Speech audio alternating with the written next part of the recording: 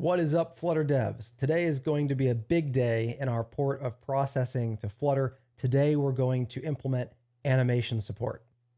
Now, animation support is pretty much just the ability to render frame after frame after frame, either 60 or 30 or 10 frames per second, whatever you want.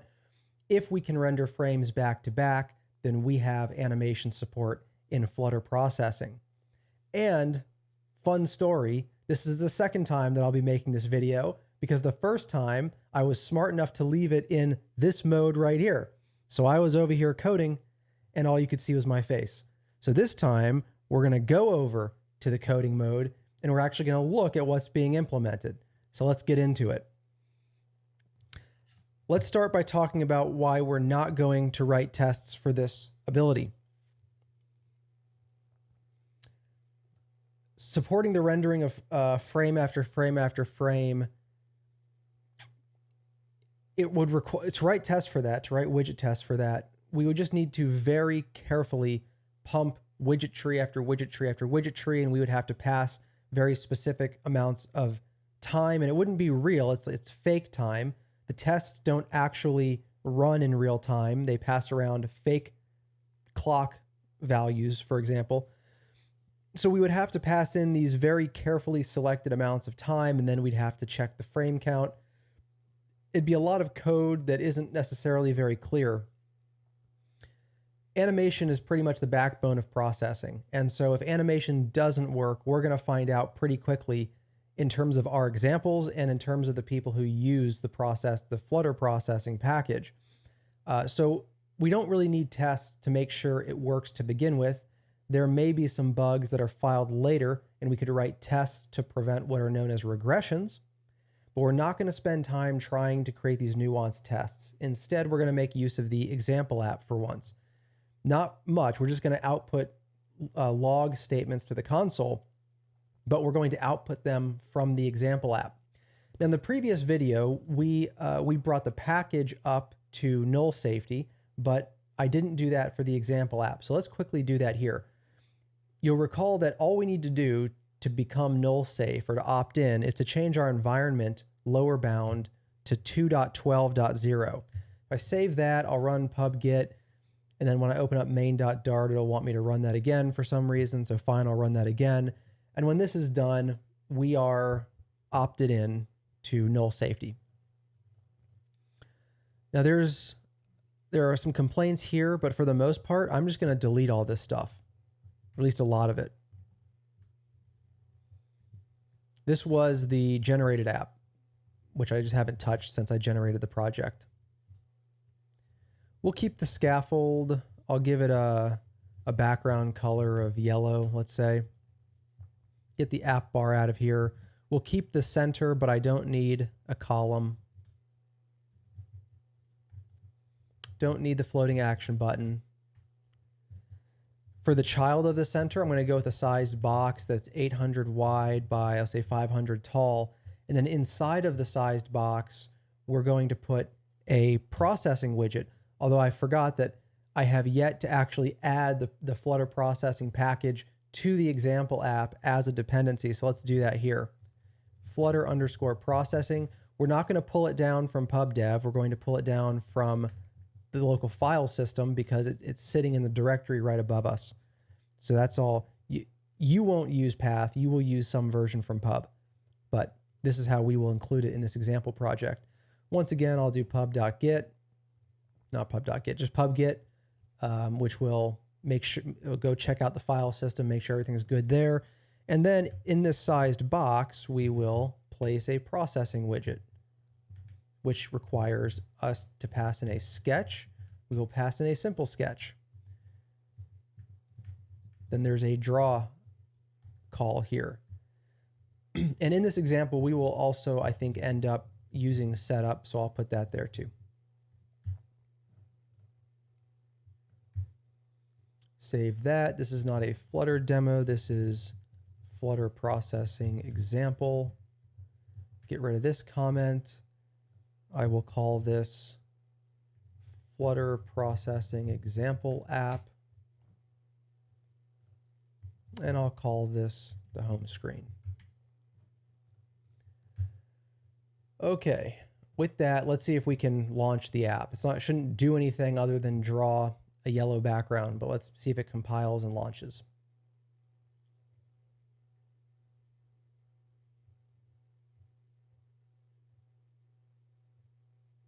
Okay, we see our sketch here. The reason we see a background is because do setup automatically paints the default background color. And then we have the scaffold around that. As we resize, the sketch stays the same size, the scaffold changes size. Okay, now what? Well, let's put a print statement in here.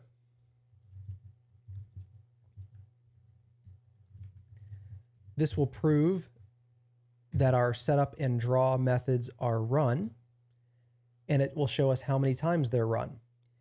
Now, if this were processing for real, we would see setup one time, and then we'd see draw over and over and over and over again. But we only get these called once. This is because we don't have support yet for a series of frames. We don't support animation, and that's what we're here to implement. Well, let's go over to our implementation of processing. Let's come up here to our processing widget. The reason that our methods only run one time is because we only paint one time. And that's because we have a stateless widget. A stateless widget cannot tell itself to repaint or rebuild. Let's convert this into a stateful widget so we gain that ability. There we go. Now we're a stateful widget. Now our build method is down here in the state object. For those of you who are used to working with Flutter, you're probably used to working with animation controllers when you want to animate things. There's a more fundamental part to animation. There's something inside of the animation controller that makes it all work, and that is a ticker. A ticker is essentially a clock, and animation is really just a glorified behavior based on the clock time. What we want to do is get a ticker in our state object and then repaint every time the clock ticks. Tick, tick, tick, tick, draw, draw, draw, draw. We will begin by mixing in the single ticker provider state mixin. This is what's going to allow us to instantiate a ticker. We will late instantiate a ticker. Late because once we create it, it will be here as long as our state object is here. In init state, we will instantiate the ticker by saying create ticker. It takes in a callback. We will implement one called onTick.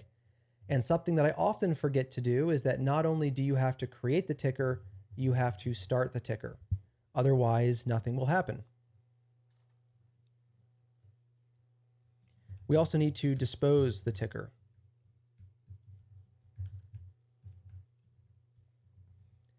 And then in onTick, we are given the elapsed time that has gone by since the beginning of the ticker. All we care about doing right now is calling setState, which will get us to repaint. This should now result in repeated calls to onDraw or to draw, because this tick is going to go off over and over and over again, about 60 times per second, because that's the natural rendering speed of a typical desktop like mine, which will cause build to run about 60 times per second, which will cause the painter to interact with our sketch object about 60 times per second. Let's save that and see what happens. Hot restart. And there we go. It's partially what we expected and partially not what we expected. We expected the draw call to keep coming up here over and over again. We didn't expect setup to print out over and over again. Let's go figure out why that's happening. I'm going to go all the way down to the sketch painter. Paint, and this is where we call setup and we call draw. You will notice that do setup is called every single frame, just like draw. We only want setup to be called the very first time and then never again. Now we could implement that here in this painter, but then we'd have to break up this really convenient little set of operations. I think I'd rather jump into do setup, and I'd rather just return early if we've already done setup. We can introduce a private variable We can say has done setup.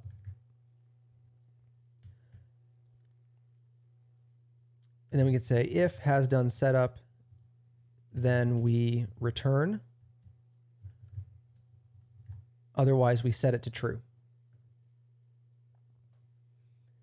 With that variable, let me save and let me do a hot restart. Now we're getting nothing but draws. Setup runs one time, and then it's draws all the way down, which is what we want. But now we've unearthed another problem, which is where did our sketch go? Our sketch is still here. However, the background painting only happens in setup. It does not happen in draw. There's no implicit painting in draw. This is where we're going to have to diverge a little bit from the standard processing. In processing, nothing is ever really erased. You're always painting the same pixels. So if you paint the background in setup, but you don't paint it in draw, the background is still there because it never got erased. In Flutter, every frame starts fresh, starts with nothing. And therefore, if we want a background, if we want the concept of a background color that's always applied on every frame, we actually have to do that in draw, the way we're doing it in setup. There's no way for us to get it exactly like processing unless or until we find out how to keep the pixels from the previous frame. And if any of you know how to do that, please let me know. I knew this problem was coming up, and it's going to get much worse over time. A lot of the effects that are accomplished in processing come from the fact that you can paint on top of what you previously painted. I don't know how to do that at the GPU level. We could do that in terms of storing the bitmap ourselves, but then we lose out on all the GPU abilities. So I don't know what the answer is to this. For now, all we're going to do is the same way that we apply a background color in setup, we're going to apply one in draw as well. This requires two changes. First, the concept of a background color can't be limited to just setup. We actually need to store the preferred background color so that we can apply it every frame in onDraw. Now let's see where background is defined. Background is defined here. I'm going to create a local variable, background color. Actually, let me go back up to setup because we're going to start with this one. You know what? Let me actually not define background color down here because this is something that we're introducing that doesn't technically exist in processing. So let me put it back up here with the kind of private stuff that we're managing that's really about how Flutter does what we want it to do.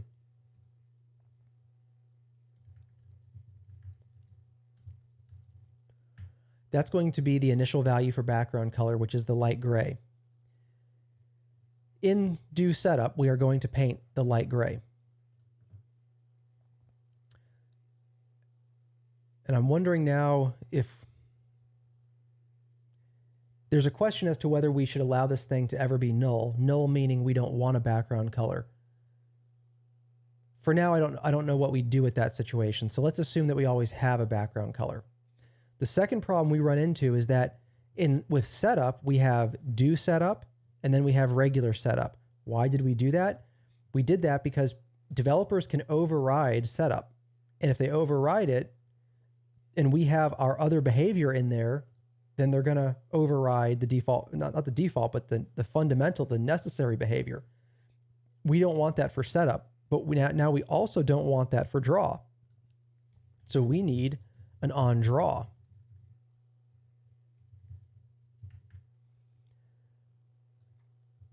Which means that our painter should no longer call draw. Our painter down here should call onDraw, the same way that it calls onSetup. Let's go back up to onDraw.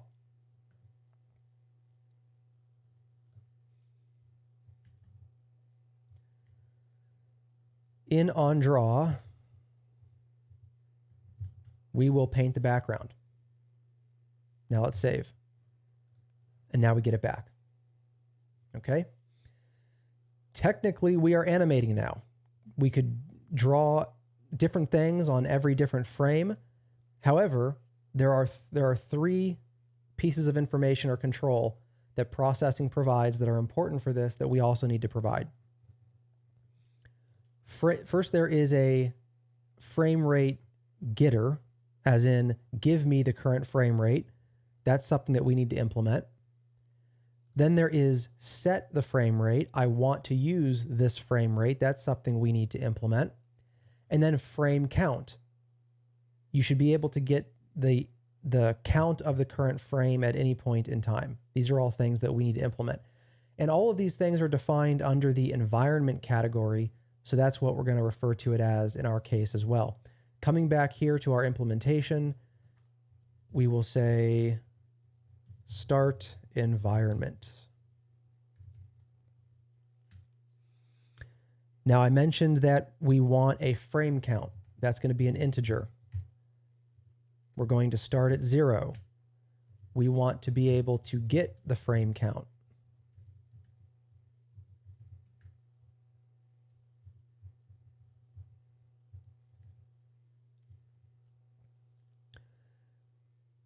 The frame count, again, begins at 0.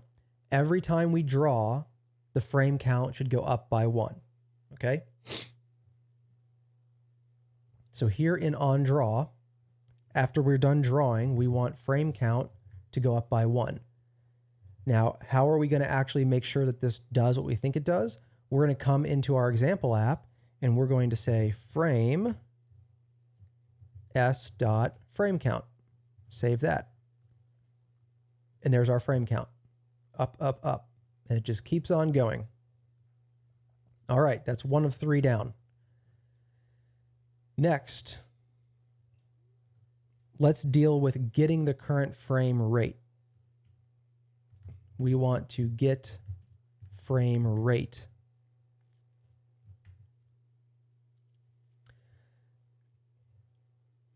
Now this, 2 things are going to happen here. One, we need to bring the passage of time into our sketch. And 2, we need to actually calculate that frame rate. Now, we can either calculate the frame rate every time it's accessed, or we can calculate it every time it changes. I think it's probably easier to just calculate it every time it changes, and then it's ready whenever we want it to be accessed. So I'm calling it actual frame rate because it's not the desired frame rate.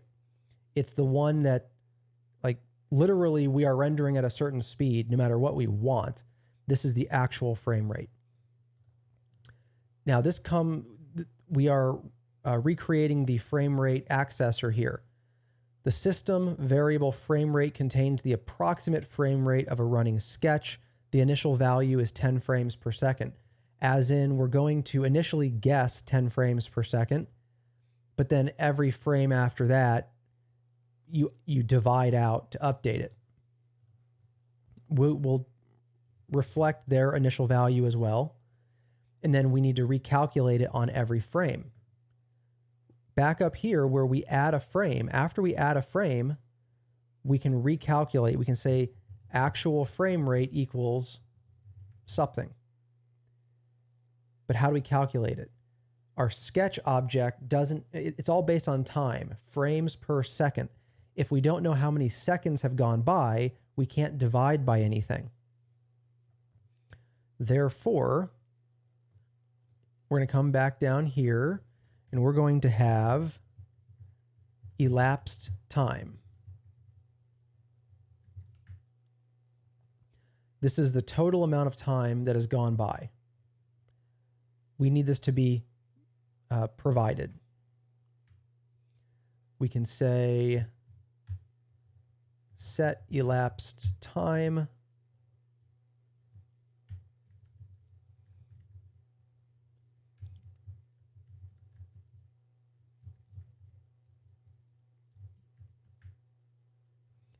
And then up here in our widget, now we're back in widget territory in onTick. Notice that we are given the elapsed time. We will say widget.sketch.elapsed time equals the new elapsed time that we're given. Our sketch now knows essentially the current time as every frame comes by, which allows us to come back to onDraw, and then the actual frame rate, frames per second, is frame count divided by elapsed time dot seconds, except not quite. Seconds is going to round, I think. I mean, it's definitely going to be a whole number. It's either rounding or flooring or something like that. What we want is a seconds fraction, which is elapsed time in milliseconds divided by 1,000.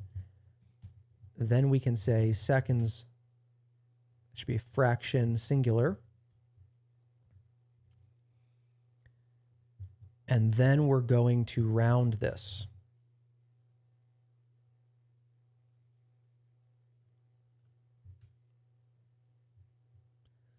All right. Every single frame, we're updating the frame count. We're also recalculating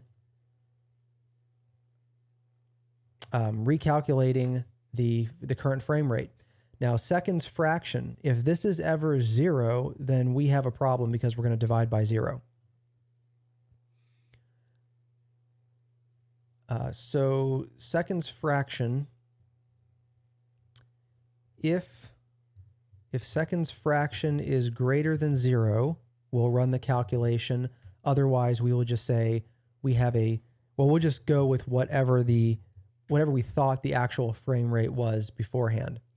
This is only going to happen one time at the very beginning.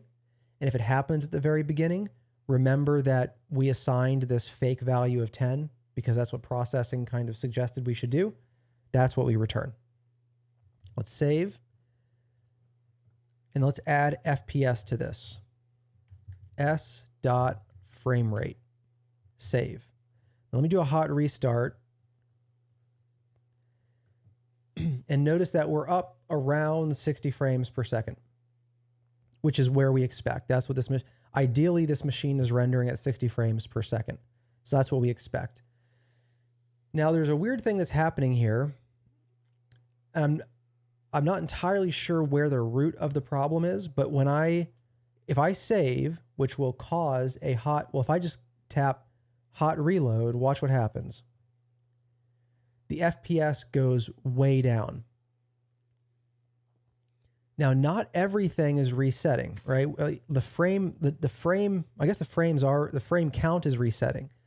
But I think what's happening here is that I think the sketch is being reinstantiated, I think, but the timer is still going. I think the reason the FPS is so tiny is because all the time that came before is still being factored in, even though our frame count is resetting. So I'd like to figure out why our frame count is resetting. I don't think it should be.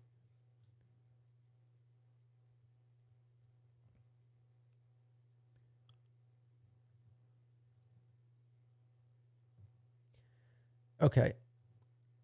This constructor is probably being run over and over again. The issue is this right here, I think.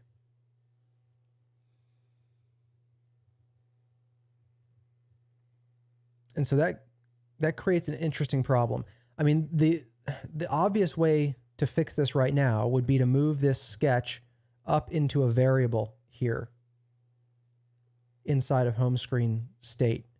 Then it would not be recreated and it would remember where it was. However, I really want people to be able to define sketches like this. I want them to be able to write them in line if they want to.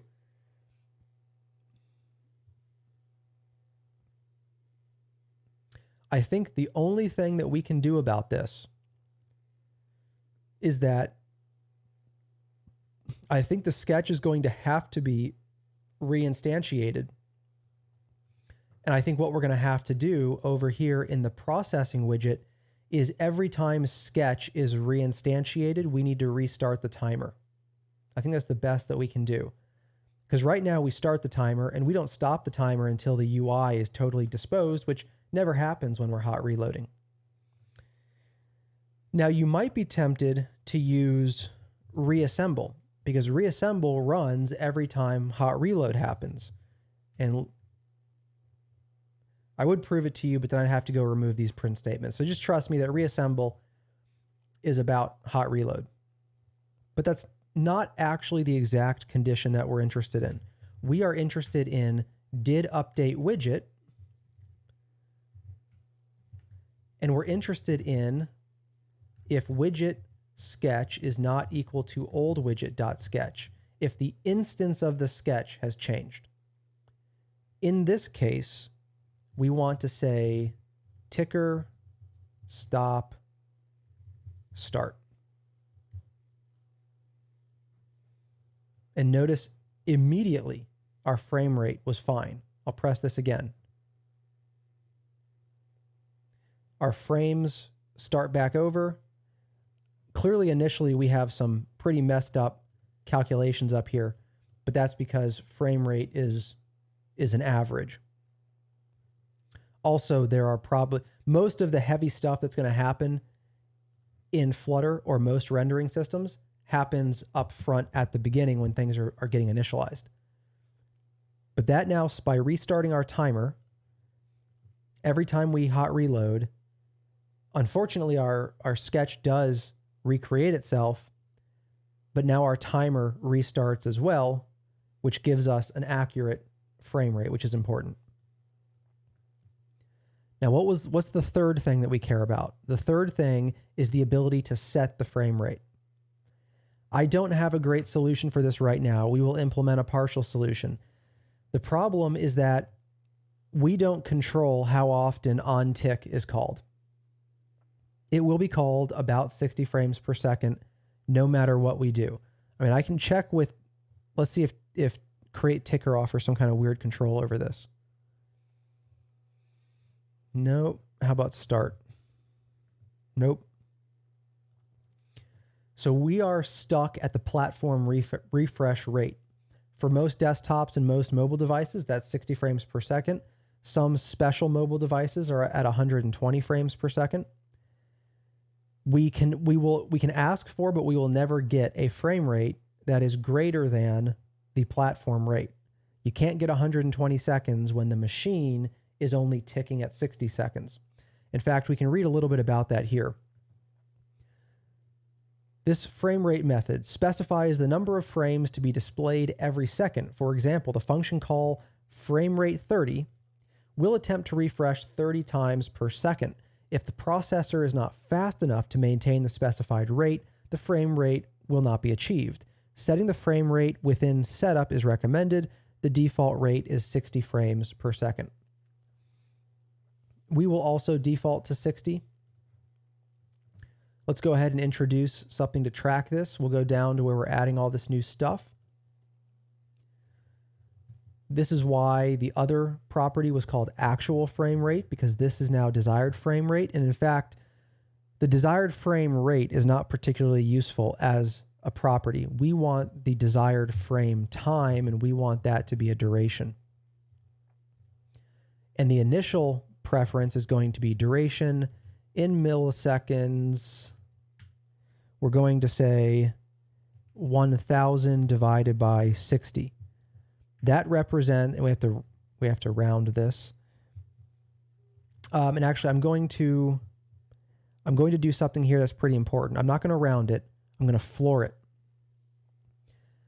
If you divide this out, 60 frames per second is 16.6 milliseconds per frame. 16.6 milliseconds. We cannot actually control the frame rate. All we can do is ignore frames if we're not ready to paint yet. That's all we can do. If I round this number instead of flooring it, it's going to go from 16.6 to 17 milliseconds. On average, at 60 frames per second, we're never going to go 17 milliseconds between frames. We go 16.6, which means we paint a frame, skip a frame, paint a frame, skip a frame. We're going to lose half of our frames if we overestimate. So instead, we're saying the time between frames should be 16 milliseconds. 16 milliseconds. And that way, every natural frame we will paint. We want to have a setter method for this. Set frame rate. We're going to take an integer because we have a getter right here with the same name, which means apparently in Dart they have to be the same type. What we're going to do then is we're going to say desired frame time equals duration milliseconds 1000 divided by the frame rate that we're given, and we're going to floor that again. Same calculation as before, just using the new given frame rate, which might be 30 or 20 or what have you. We're now tracking this number, but we're not using it. I told you a minute ago, all we can do is ignore frames. And we actually need one more piece of information here.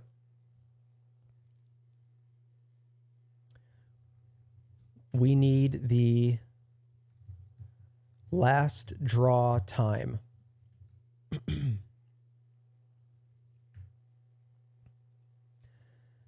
Up here we have the total time that has gone by. This is like the current time on the clock.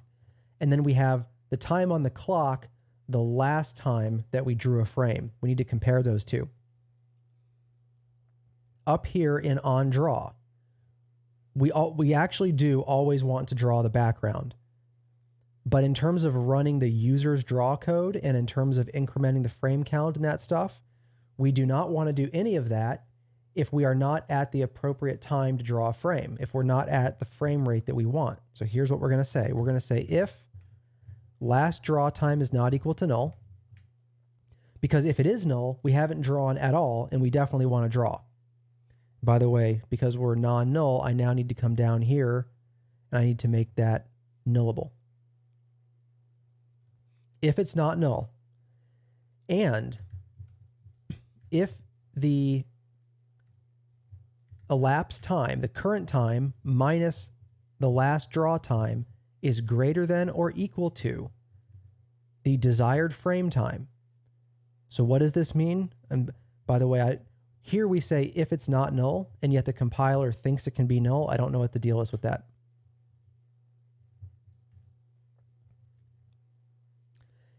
So what this is saying is the time between frames, if the time between frames is greater than or equal to, let's say 16 milliseconds, we're going to draw. And so actually I have this backwards. This is what we should do if we're going to draw. What we want to find out is if we should skip drawing. If the amount of time that has passed is less than the amount of time per frame, we are not going to draw. We're going to skip this frame and go on to the next one. This will not give us accurate frame times for all sorts of desired frame rates, but it's the best that we can do at this point. Let me save this. Do a hot restart just to make sure we got the parameters in there. Now let me come over here to main. You can see that we're outputting the current frame and the frame rate. In setup, I should be able to say s.framerate equals, let's say 30 frames per second, and save. And that is not at all what we thought was going to happen. Let me do a hot restart here. Okay, so I've screwed something up. Let's find out what it is.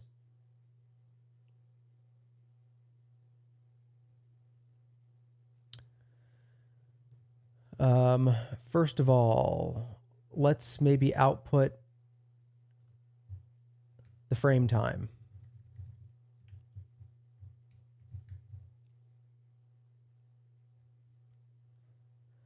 About 33 milliseconds. That's what we expect.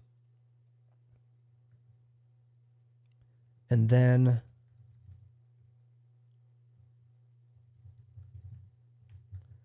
let's say elapsed time minus, Am I not setting last draw time? I don't think I am. So down here, we can say last draw time equals elapsed time. This is not entirely accurate because the very nature of executing code right here means that some time has gone by, but this should be pretty close. And now we're getting 30 frames per second. How about 15 frames per second? Yeah, we can get 15.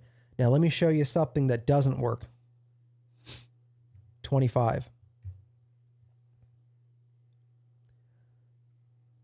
We asked for 25, we got 20. It's because 25 does not divide into 60. There's no precise number of frames that we can ignore to get 25 frames per second. We can get 30, we can get 20, we can get 15, we can get 10, we can get 5. Anything that evenly divides into 60 we can get. But we can't get 25 because we can't change the frequency of the fundamental clock. That is 60 times per second. Now, if you have any ideas for how to get a little more intelligent with this, I mean, we can look at the natural frame rate and try to do, we can like add some more frames here and subtract some more frames there. I don't really want to deal with that right now. It's not worth it to me. But if you have some ideas, if there's some obvious way to get a little bit better on the frame rate, you can let me know and maybe we'll implement it. So again, we can go down to 5 frames per second. So we're all good there.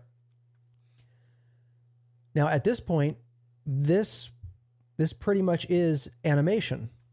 What have we implemented? Again, we have the ability to get the frame rate, set the frame rate, and query the frame count at any given moment in time. You can see that those things are working here for us.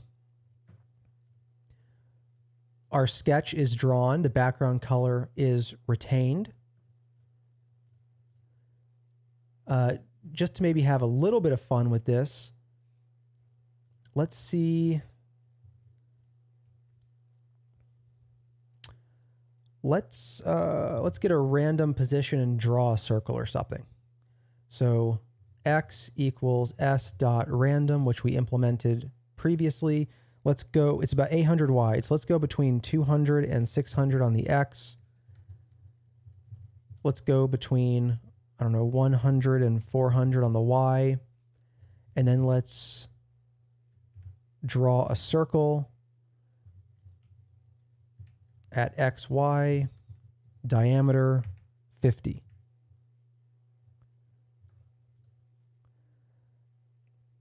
Now that's jumping all over the place because it's a different value every time.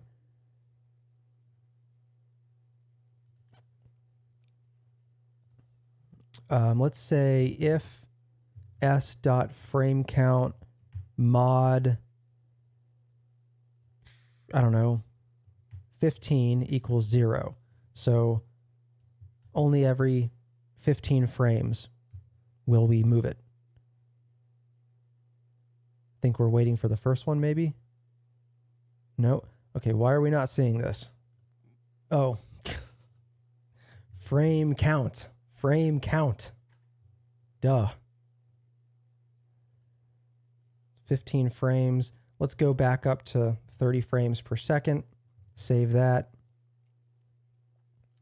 Okay, so yeah, here again, I'm thinking like regular processing, and we don't have regular processing. See, in regular processing, if we draw this circle one time and we don't clear the background, it should stay there, but it doesn't here. So let's, what we can do is we can say offset, circle offset. And we'll start offset 400, 250. We will draw the circle every frame at circle offset. But every 15 frames, we will set it equal to a new random X and Y.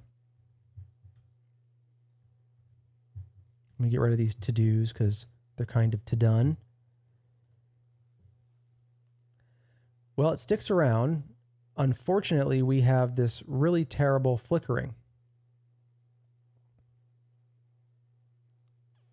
That's interesting.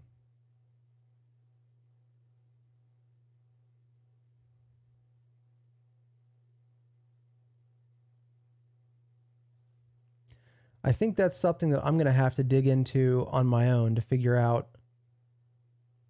Somewhere I've done something at least a little bit wrong in terms of timing, and it's causing that flickering. So I'll go figure out the flickering, but as you can see, we're drawing many frames one after the other. We calculate the frame rate, we can query the frame rate, we can query the current frame count, and we can set a desired frame rate. Maybe for now we're kind of stuck. I guess we should just see, like, does the natural frame rate work? If we use 60. Okay, so as soon as we go to the natural frame rate, things are fine. We're going to have to get a lot more sophisticated, I guess, if we want to do, non-natural frame rates. I guess what's happening here is that Flutter is always painting at 60 frames per second, like I told you. If we ever ignore a frame, or I'll make this change while we're here because there's no perfect way to deal with this. But at 30 frames per second, the reason it's flickering is because Flutter is drawing a frame even when we are not drawing a frame. Because we're not running draw. However, I think what we can do is we can take draw, we can run draw. Whatever the user is doing within draw, hopefully it's based on frame count. And this is why it's really not perfect. We're gonna screw this up one way or the other. If I save this, you see we're back to normal. Well, even then, not quite, are we? Whatever. All right, this is a problem for another day. At least at 60 frames per second, we have animation working. So animation is implemented. I think we're going to do one more video where we're going to work on width and height and overall canvas size, because I want to give us those controls before we start actually using this for examples. But then after that video, I think we're actually going to begin creating some things with processing, and we're going to put those creations in this example app and start accumulating real examples. So I will see you in those videos.